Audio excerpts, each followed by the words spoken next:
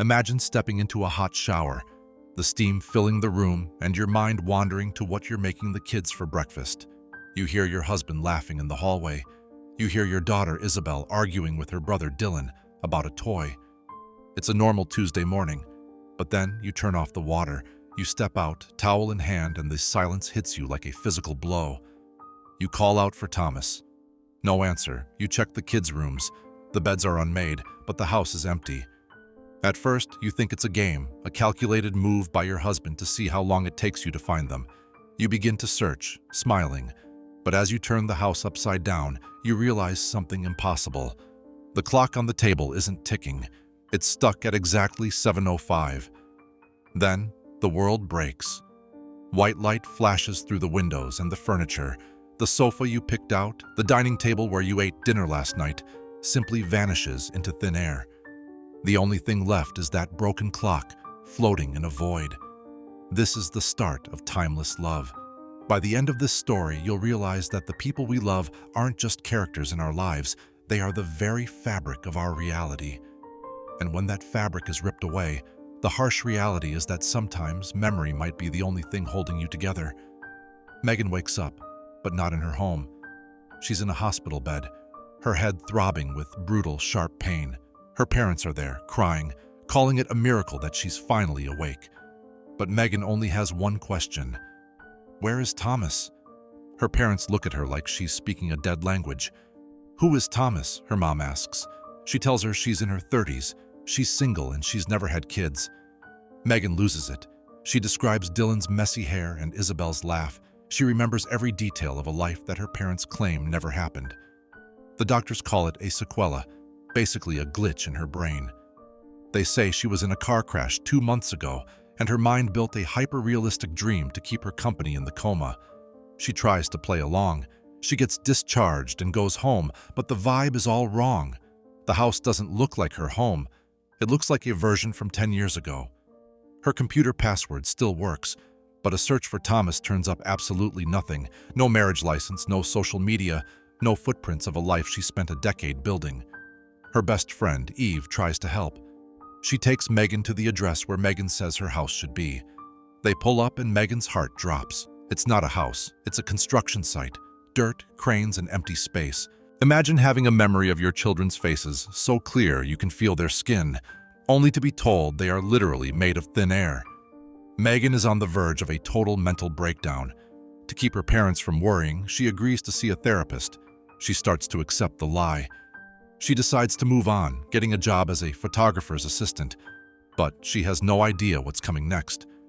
On her very first day of work, she walks into the studio and stops dead. A man is standing there holding a camera. She recognizes him as Thomas. The face is the same, the height, the voice, the way he tilts his head. It's her husband. But when she calls his name, he looks at her with the polite, distant eyes of a stranger. He doesn't know her. In this world, Megan is just the new hire. She spends the day in a daze, snapping a secret photo of him to prove to Eve she isn't crazy. But the glitch in the matrix gets deeper the next day. A woman brings her kids in for a shoot. Thomas walks up to the little girl and says, "What's your name?" The girl speaks up, "Isabel." Megan feels like she's been hit with a hammer. That's the name of their daughter. Thomas chose it in her dream because he loved the sound of it. Now, here he is, in a world where he doesn't know Megan, still obsessed with the same names, the same habits, and the same hobbies. And that's when it hits her. She didn't dream of a life, she lived it. But somehow, that shower transported her to a parallel universe, a timeline where she and Thomas never met, a world where her children haven't been born yet. If you found the love of your life in a world where they didn't know you existed, would you try to win them back? Or would you leave them alone to live the life they already have? Megan decides to fight. She knows Thomas better than he knows himself. She has a cheat sheet of his life, his favorite coffee, his work struggles, his secret dislikes. She starts small. She brings him the exact coffee he likes. She suggests an online booking system for the studio, an idea he's been thinking about but hasn't told anyone. When a kid won't stop crying on set, she uses a magic trick involving a plush bunny and a toy plane. It's the exact trick they used to do for Dylan and Isabel. Thomas is stunned. He looks at Megan with a new sense of appreciation. He doesn't know why, but this new assistant feels like home. They go to a farm for a shoot, and the vibe is electric.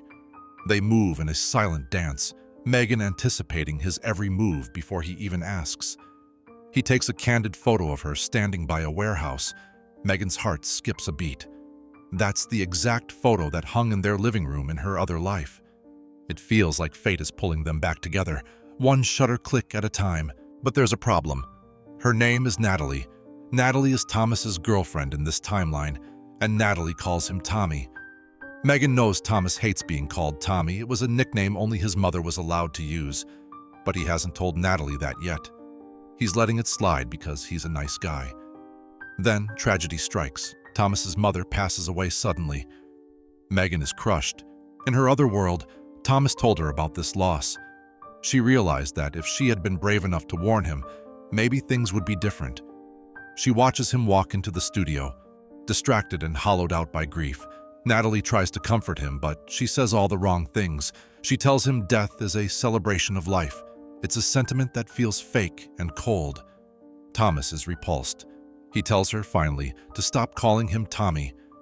The gap between them is now a canyon. To help him heal, Megan takes Thomas to the aquarium. It's where she used to go for writing inspiration. They sit on a bench and she tells him a story about a friend who lost his mom.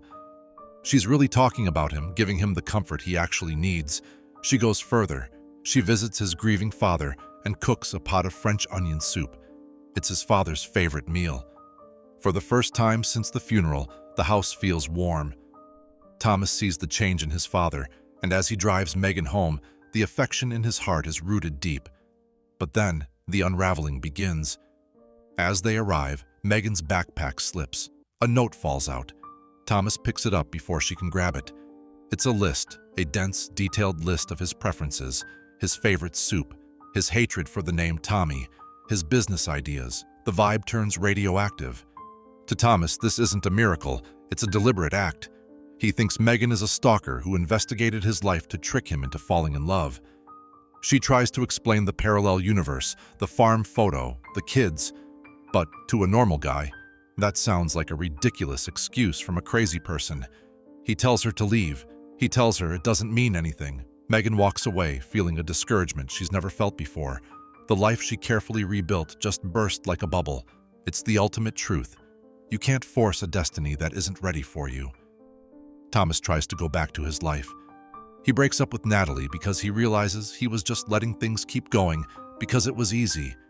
But he's bored, lonely, and haunted by Megan. He looks at that photo he took of her at the farm.